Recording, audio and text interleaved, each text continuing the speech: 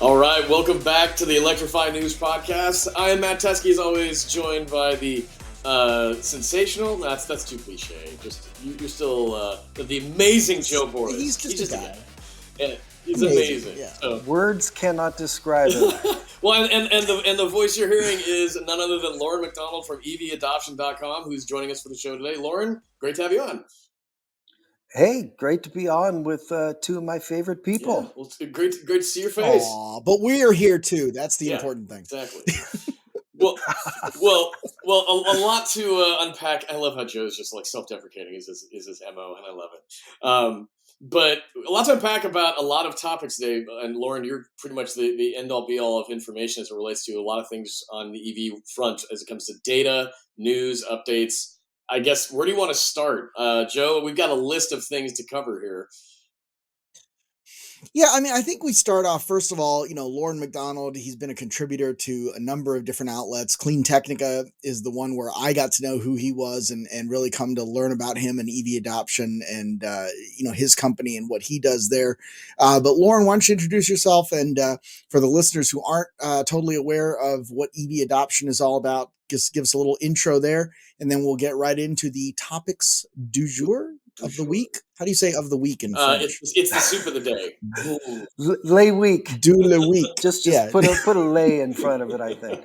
But again, guys, excited to be on. Just a quick background, Joe, on EV adoption. So we're a EV and EV charging market analysis data consulting firm. I really like to the best way to describe is think of it as like an analyst firm. So we're deep into the data. So we track everything about EV sales and EV charging deployment and, everything that's going on in that space, and do a lot of, custom forecasts, custom data market analysis projects for clients, and sell a lot of data. And it's data is really what it's all about. And fundamentally, clients hire us to help understand the trends and opportunities for them as their business, whether it's, the growth of EV sales or the opportunities with EV chargers. How is it going to impact them from a business perspective, both threat and opportunity? Yeah. Information is so power, we're talking right? A little bit. Yeah. In knowledge is power. Absolutely. Yep. One of the things that came up in the last couple of days that I think, probably Loren is one of the best people to speak to it, and about opportunities versus challenges.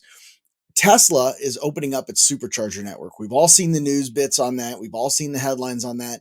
And we've all heard from somebody who means well, who doesn't really know any better, say, this is great. Now we can charge any EV at a Tesla supercharger. So obviously no part of that is true, but what are some of the opportunities there for a sharp-minded marketing type individual? And what are some of the challenges that not only EV drivers are going to face in that scenario, but also Tesla itself, right? Because the supercharger network has up to now, I think, been Tesla's greatest asset. Yeah, I mean, I would just starting with that last point.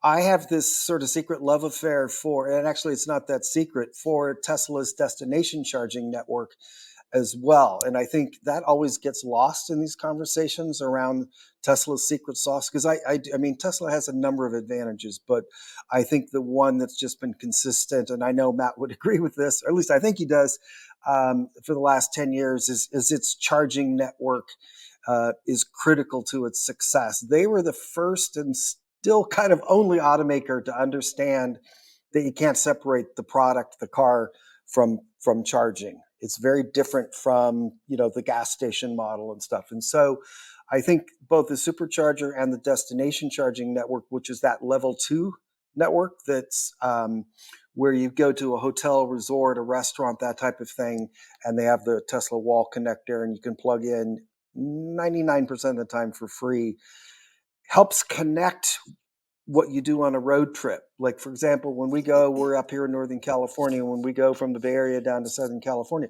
if we're staying at, let's say, a resort in Palm Springs or something, and they have a Tesla destination charger, I can probably stop one less time at a supercharger on my way, knowing when I get there, I can plug in, wake up the next morning and have a full charge. So that interconnectivity of the first two things, I think it's important to raise, Joe, because the supercharger network gets all sort of the headlines and the buzz, but it's actually both networks. And the announcement last week from the White House that Tesla was basically going to start opening up part of its network. It was actually 3,500 superchargers and 4,000 of these destination chargers, right?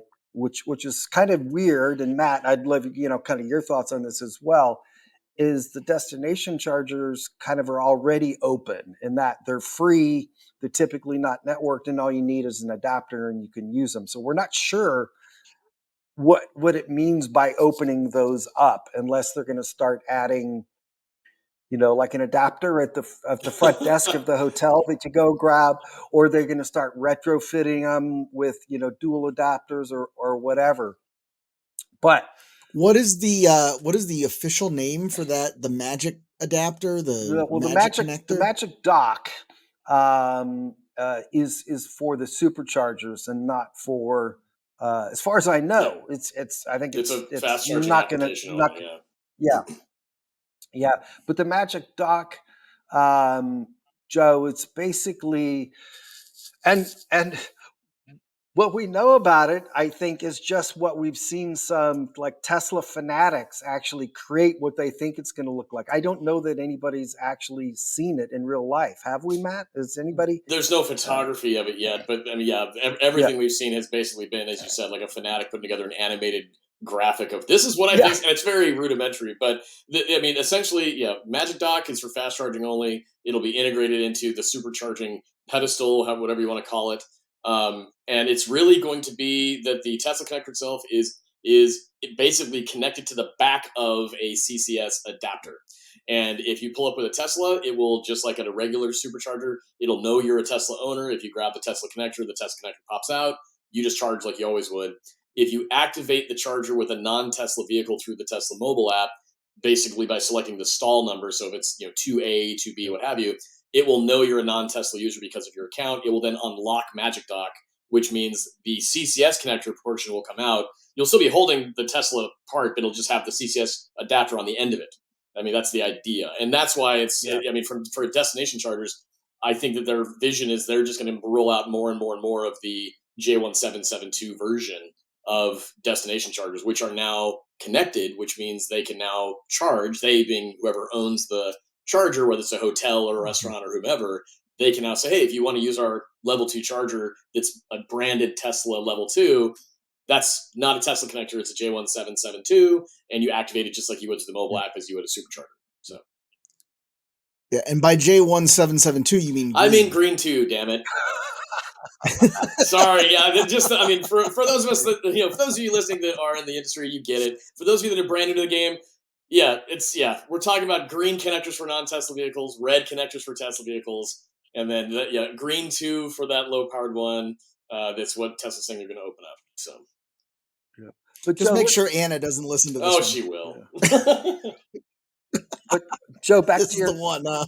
Back to your sort of your core question. Let's go back and also just sort of look at the data, right? So, and we haven't really heard anything from Tesla itself. The only thing we have to go on, which is what was in the White House fact sheet, and then press release. And here's the funny thing: I got the night before the press release and the announcement was made, I got an embargoed fact sheet from a reporter, and in there it said that Tesla was going to triple the size of its fast charging network, but did not have a date.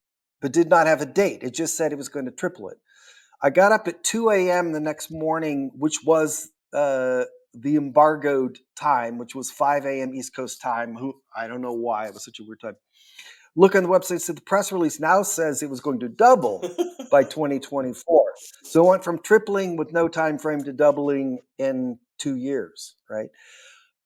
And so my take on that is that, not to be crass, but Musk at all just pulled the number out of there, you know what, right? Like the fact that it seemed to be just kind of a, let's Yeah. come up with a number, Mhm. uh, is, who knows what, but a doubling. Well, they've never just come up with random No, dates for no, when something would be ready before, have no, they? never has never happened in the history of Muskie and Tesla.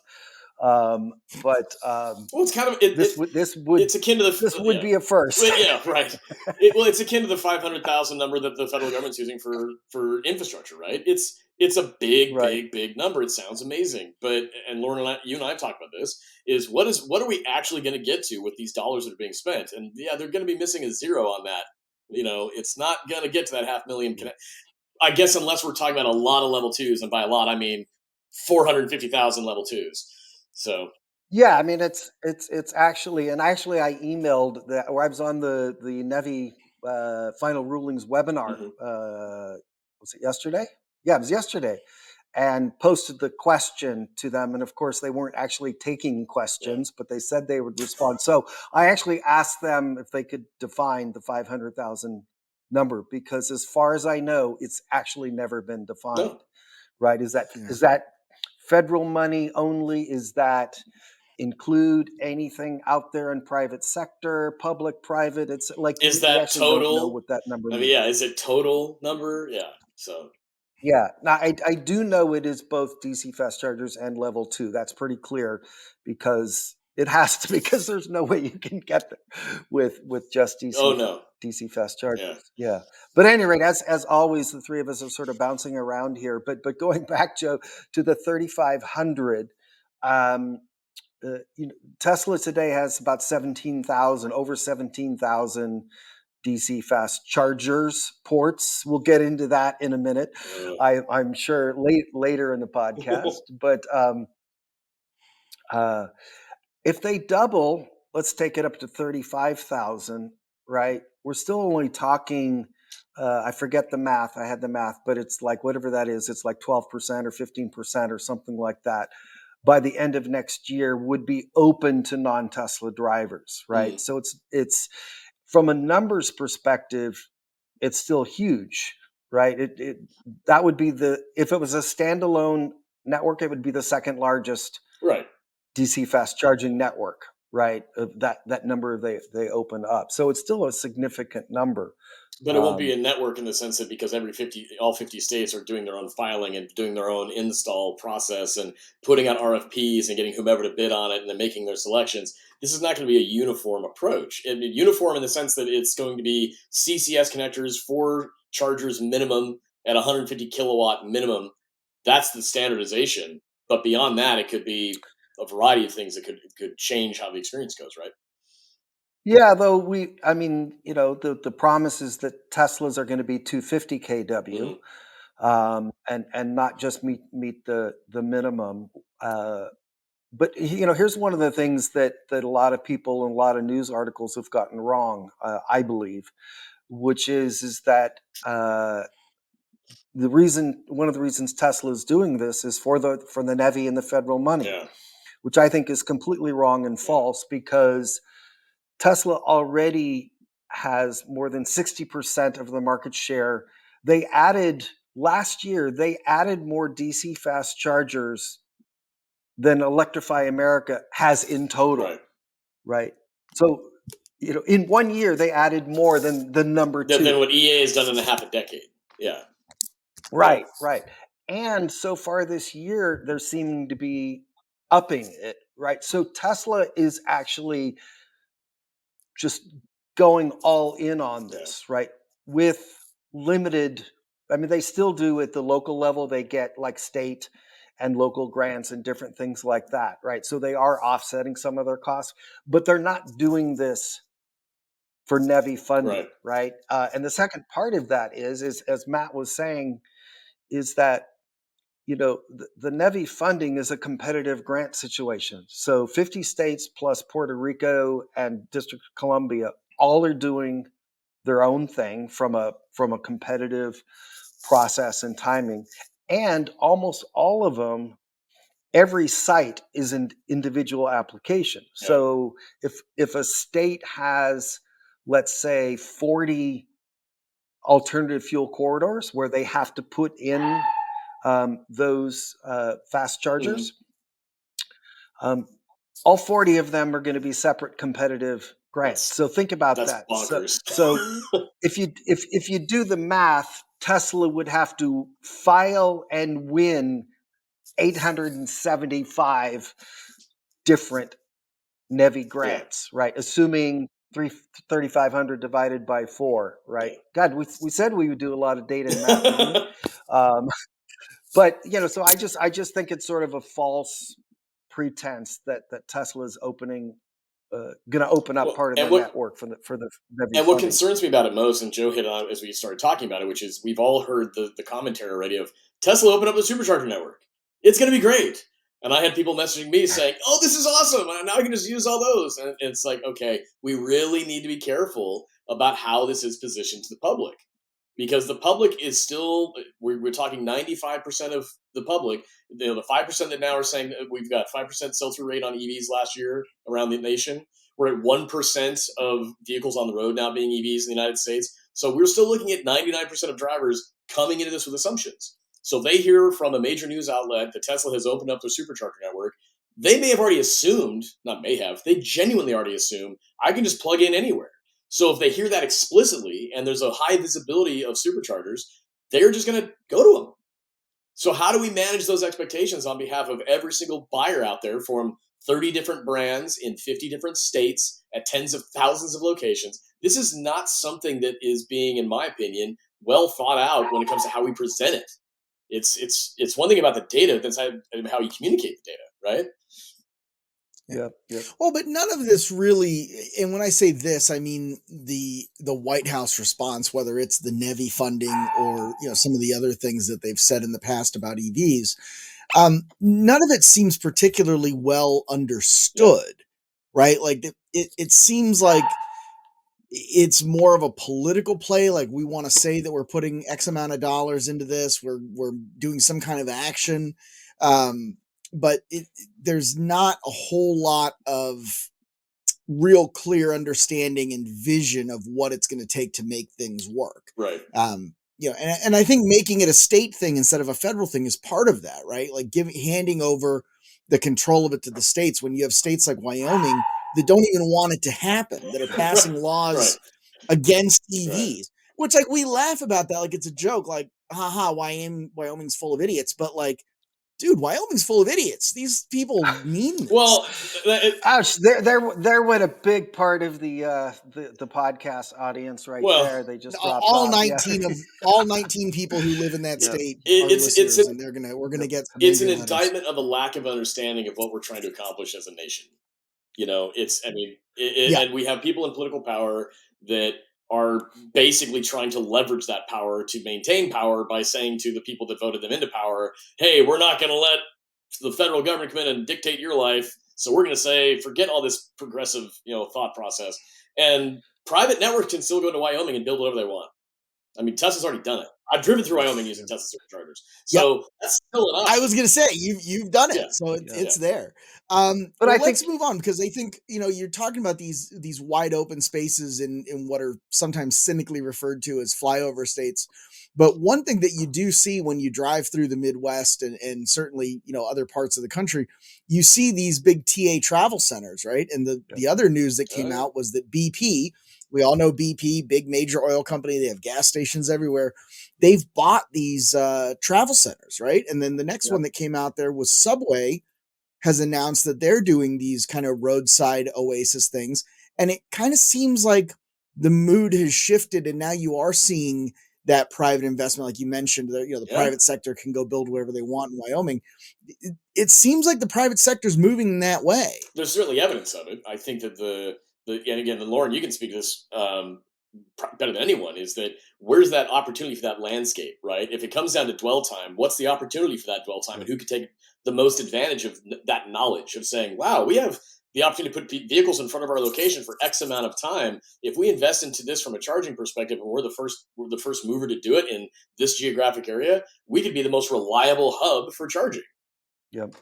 Yeah, I mean, I think the BP acquisition of Travel Centers of America is kind of a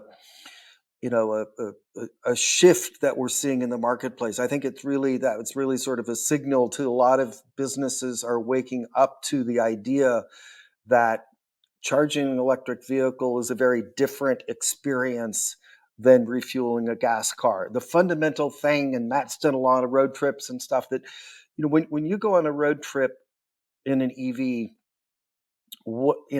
what is it that you want? First thing probably is wherever you stop's got to have a restroom. Yeah. Like that's probably number one. Secondly is food and beverage, either co-located or you can walk across the street or whatever it is. Um, you want it to be safe and well lit, Yep. right? Because if you might be there at 5 a.m. in the morning or 11 o'clock at night, right? Um, and of course, you want reliable fast charging as part of that. But fundamentally, the difference in sort of that charging experience is, as Matt was saying, is it's about dwell time. I've analyzed Electrify America data from their public reports, and the average uh, charge time at one of their average session time is 35 minutes at one of their highway corridor locations, right? And that sounds about right. Yeah. And so, you know, maybe those early adopting engineers that work in Silicon Valley in their Tesla Model 3 loved to grab a Red Bull and sit in their car and play video games. But I don't know about you guys, but when I take the family on a road trip, it's like I want In-N-Out Burger, I want Chipotle, I want breakfast, I want to go to Harris Ranch and have a nice, Yeah. burger and a glass of wine with dinner. And then we go, okay, yes, there's a charger located across the street next to it or whatever it is. Like you make your decisions Yeah. based on what you want to do. And Eat, But shop, think about play. how good this is in particular. Think about how good this is for Subway, right? Because Subway never really had a good presence on these Oh, I as a thought you were going highway to go rest stop somewhere thing. differently about Subway, but No, no, no. This is actually really good for them because think about it. Like Subway as a food to eat in your car kind of sucks. You get like weird lettuce bits everywhere, onion. If you have, the meatball sub, it's like dripping all over you. It's a nightmare. I'm a veggie delight person myself, but Fantastic. yeah, Again, so you got like peppers, the little tiny shredded lettuce. yep, It's yep. everywhere, breadcrumbs. But like, so they've always had a disadvantage when it came to like, just grabbing a burger or something that was really easy to handle as you're driving down the road. But this kind of takes that away because you're going to be stopped there for 20, 25, 35 minutes anyway. You pull up, you plug in, you get there. There's one or two people in front of you. You got to do your sandwich order. You got to make sure they put enough jalapenos and pickles on it. You got to threaten the guy's kids to put more pickles on it because if he puts 4 on there, he's got to fill out some kind of special Don't form. forget the baked lays. You got to pair it with the Absolutely, you baked have to have. lays. Yeah, you got to have all that. It's got to be exactly right. And then you're going to sit down and eat it. And by the time you're done eating it, even if you're just sitting there messing around on your phone or you've got somebody to talk to, it's that 30, 35 minutes. And it's that natural, that's how long it takes to eat at Subway. So if you're doing it anyway, that's a great stop. Whereas I think like something like McDonald's, it's more forced, right? Like it does not take a half hour to go in, grab your McDonald's while the car is getting gas and hop in the car and drive off. So this, like, we always talk about it's infinitely easier to get people to do something if they don't have to change their behavior. Yeah, right. This is not changing your behavior. This is still the experience of Subway that you're used to. Yeah, I mean, I think what you just said, Joe, is perfect, right? It's that the behavioral shift, which is Matt's sort of favorite reason for existence, right? Is getting people to understand that they were going to stop and eat anyway, right? And use the bathroom and get a drink, get a coffee at Starbucks, whatever it is. And now the only change is you plug in your car while you're doing that, right? As opposed to the mindset of going to the gas station, 5 minutes, put it in, and then drive across the street to the Taco Bell or the Chipotle or the Subway or the McDonald's or the In-N-Out Burger or whatever it is, right? Now it's, I think, food first, restrooms, then food, then drink, right? Right. and and then charge. I mean, and to your point, there's when we go from the Bay Area down to Southern California, at the bottom of the Grapevine, where you go up over the hill, there's a about a 20 charger. Where's it port? Don't get me started. We'll get into that, I'm sure. Tesla Supercharger there, and there's a Starbucks, there's a Denny's, there's a Chipotle, and we've gone to the Chipotle there many times. And literally, as I was standing up from the table, finishing my burrito bowl, the Tesla app said charge is done. Right. Like multiple times, and exactly as you said, Joe, it's like it's in that 35 minute range, right? Well, and what we're discussing is how people understand how the charging opportunity fits into their life, right? And if it's working as designed, which Tesla has gotten down to a beautiful science, and everyone else is still, because of just how the communication is working from third-party networks to legacy OEM, EVs, and having to make that communicate, they haven't gotten it perfected yet. That's the piece. Is if you know it's going to work in the way it's designed to work, then you can have the experience that you were promised. Then this gets back to, okay, how is it being communicated? That means that if it's a Tesla Supercharger that has X amount of chargers open up to non-Tesla vehicles, we want to make sure that that's translated effectively if we have the hardware working as designed. And I think Tesla will, whatever they end up doing for rolling out Magic Dock and how they end up doing this in the long run, I think they'll prove and show this is the best approach. And by best, I mean just how they've gone about developing out how their software and hardware communicates. And then people can see how it seamlessly fits into their life. Now, to your point, Loren, about Elon, is this his way of saying, well, if you enjoy our superchargers so much, imagine what you'd like about our cars. Could be a great advertising. Yeah, but now, are we allowed to call them superchargers anymore? I know that's a brand name, but like now, are they charging super ports? Super ouch. plugs? Oh. No, but this is a real question because NEVI recently, the NEVI group, which is the National EV Initiative, they finally came out with a kind of glossary of terms, of definitions, and they are calling, I guess we have to start calling it a charging port now, right? Otherwise, the death squads come for us. So the thing that goes into the car, they're calling that a port. No. Not the thing on the car, right? No. It's like backwards. No. The port is on the charger. So let's step back, right? Let's step back. Okay. I don't have enough Jameson to get through this conversation. Only about half of this. So Matt loves and agrees with part of this. Yes. Not all of it. Starting at the very top, the place you go to refuel your vehicle. Historically, it's been called a gas station. Then they became convenience stores with gas pumps, but that's a separate topic. We now have the analogy, the comparison of charging station, right? And so historically, I think in the early days, a lot of the nerdy types, a lot of the charging hardware people and engineers and stuff used charging station, the station term, to refer to the actual hardware, right? And that's where it's been confusing. You'd read an article in the Wall Street Journal, New York Times, or wherever, and they would throw out a number of charging stations, and you're like, okay, do they mean locations, sites? Or physical chargers? Like a gas station? Or do they mean the chargers like a gas pump?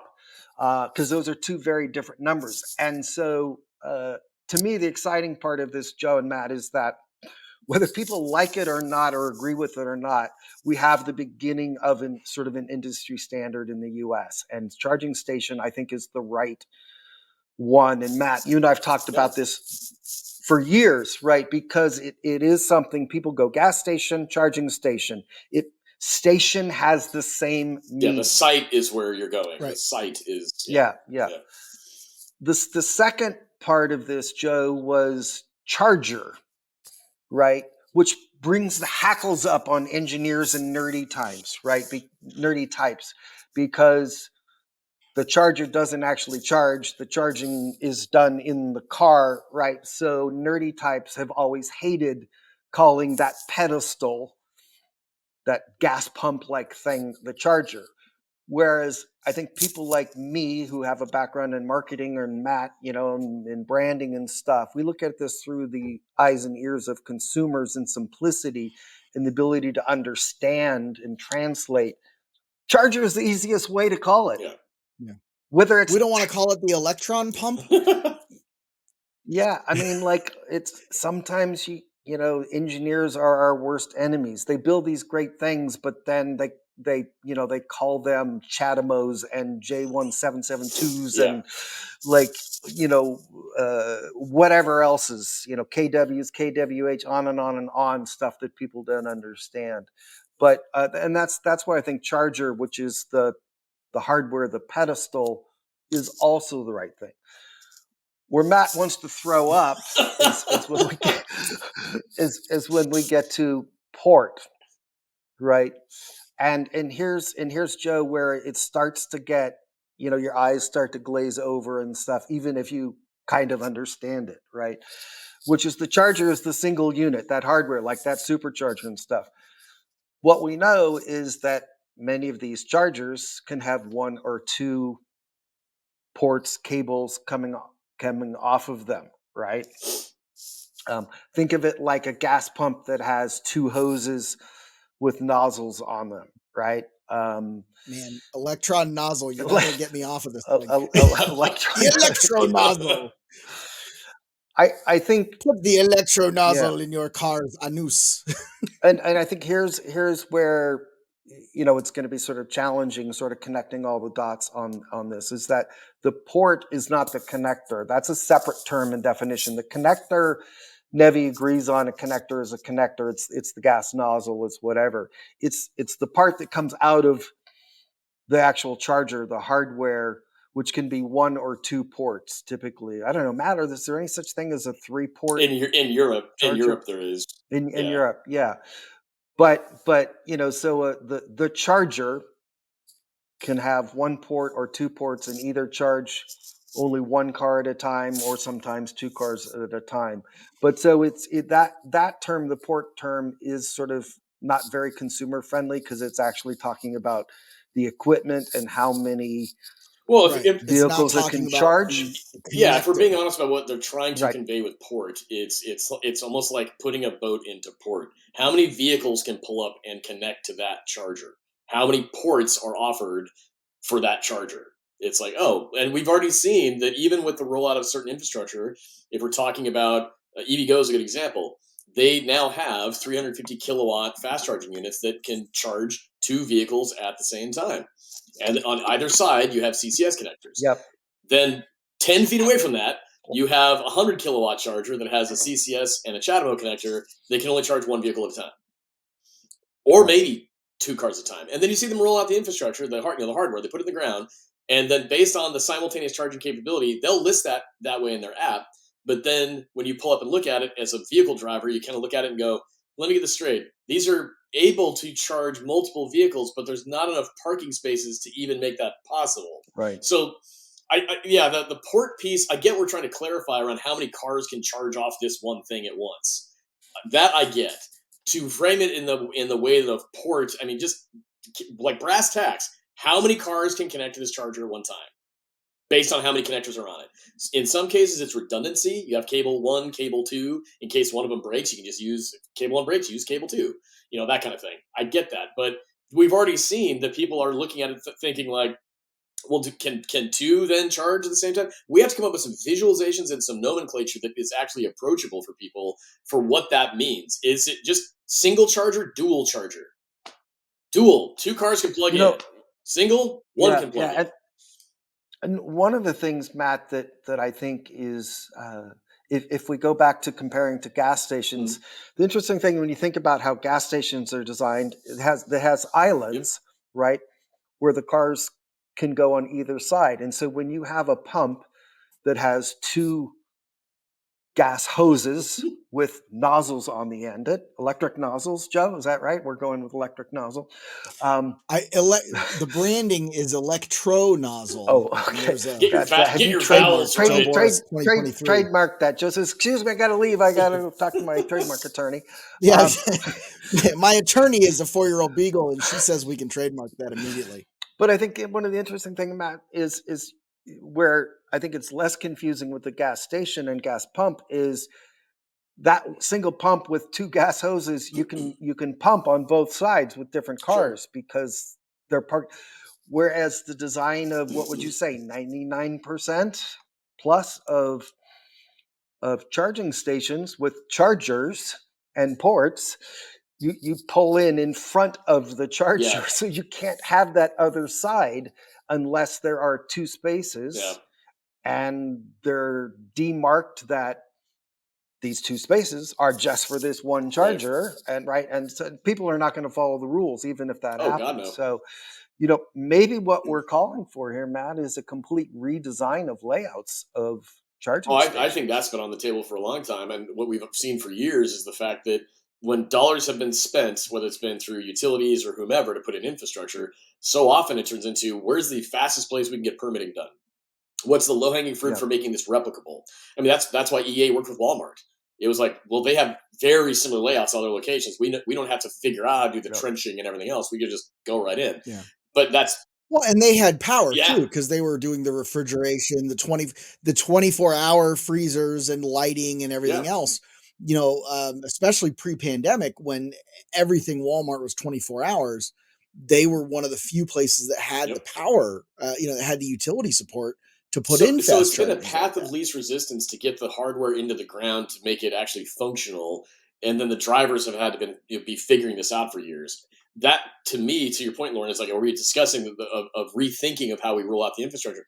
I think that should have been on the table a long time ago, but it's still okay, how many check boxes do we have on this list for things we have to resolve? Yep. And it turns into, okay, well, let's just start chopping away at those check boxes for how bad is that actually in our mind?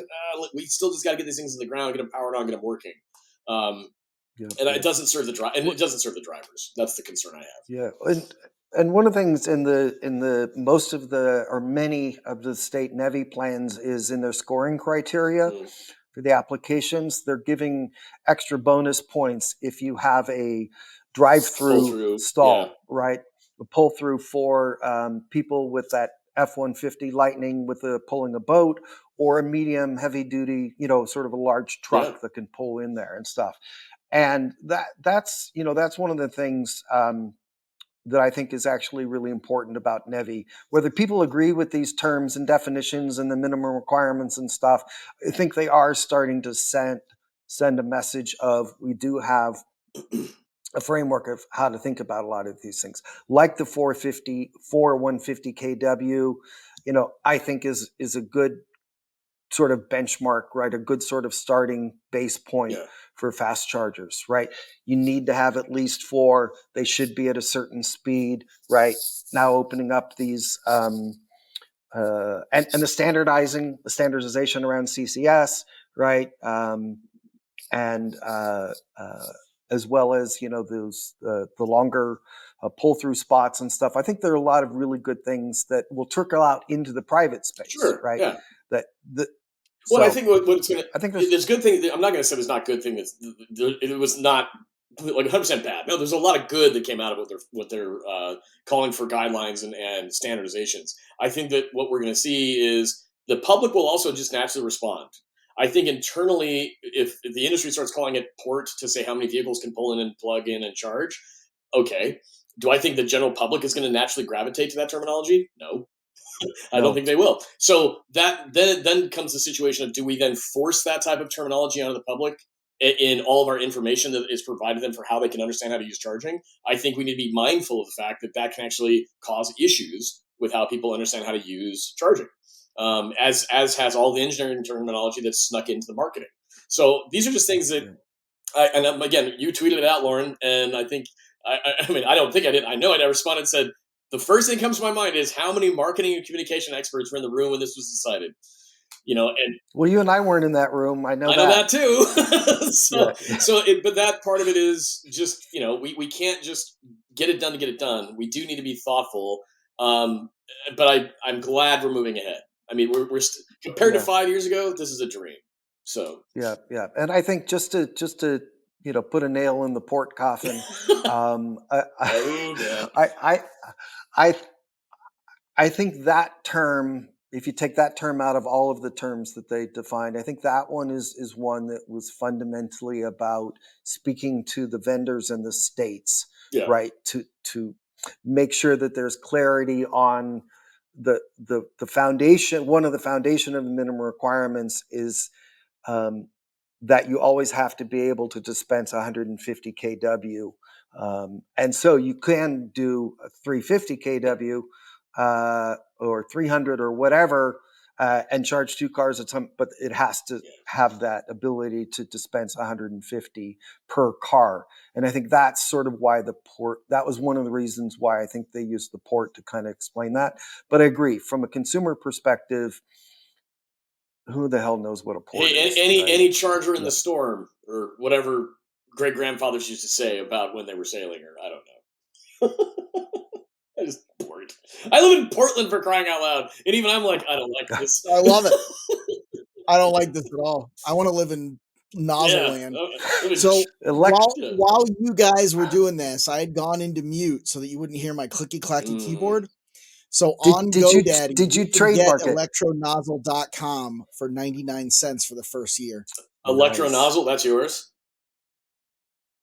Well, I haven't bought it yet. I'm running it through Well, I'm my glad this isn't live. Otherwise, I'd love to say brain trust, but instead of that I have you guys. Running it through your financial yeah, advisor. Yeah. Now, if the beagle barks twice, buy it.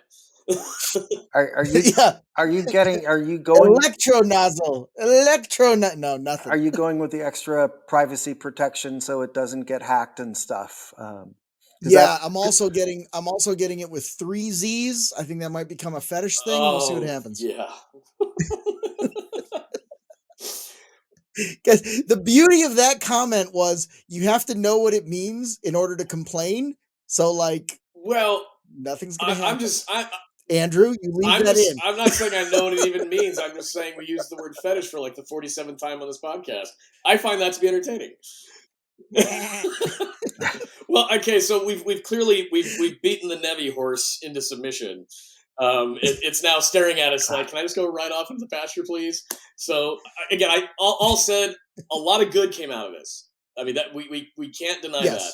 There are ways that we could have seen, better terminology used or whatever it might be. But I think a lot of what we're seeing stuff though is, and Lauren, you hit on it, is as an industry focus, are we helping industry and Yep. policymakers understand how we're rolling this out? And if that's the goal with this, then I think this is a huge help. And then from there, it Yeah, and translates into just how we get the job done, and then how we present it to the public.